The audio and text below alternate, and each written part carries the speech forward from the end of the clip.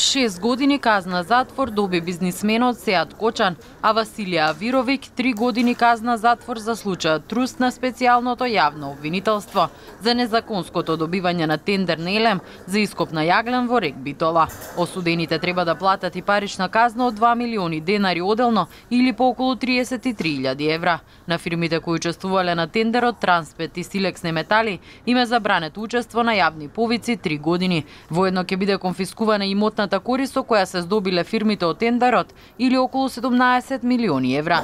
Судиката Лидија Трајковска-Зимбовска рече дека невалидната документација е есенција на кривичното дело. Обвинетите свесно ги прекршиле правилата на постапката со цел да го добијат тендерот и да обезбедат за себе имотна корист, рече судиката. Обвинителот на СЈО Гаврил Бубевски по пресудата порача дека не побарале мерка притвор за Кочан, бидејќи сега законот и за пресуди од над 5 години затвор тоа не го обврзува. Во однос на него имаме ние веќе гаранција дадено однос на дека тој нема да се даде во бегство и се тоа веќе невозможно веќе да се употреби построга мерка кога веќе обвинетиот дал гаранција дека нема да се даде во бегство. На тој начин и тој се бранеше од слобода. А по однос на конфискацијата можам да му честитам на судот, ова е прво нешто вакво во Република Македонија.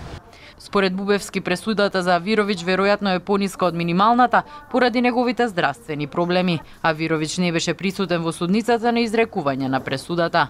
Обвинетиот во случајот Сафет Ватич беше ослободен, како и фирмата Вато, бидејќи како што рече судиката, немале придонес во кривичното дело.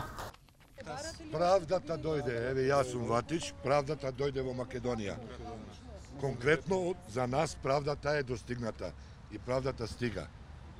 Еве сега конечно гледаме дека со оваа новата власт и со овие судења вакви, тотално правдата е достигна за секого кој е праведен.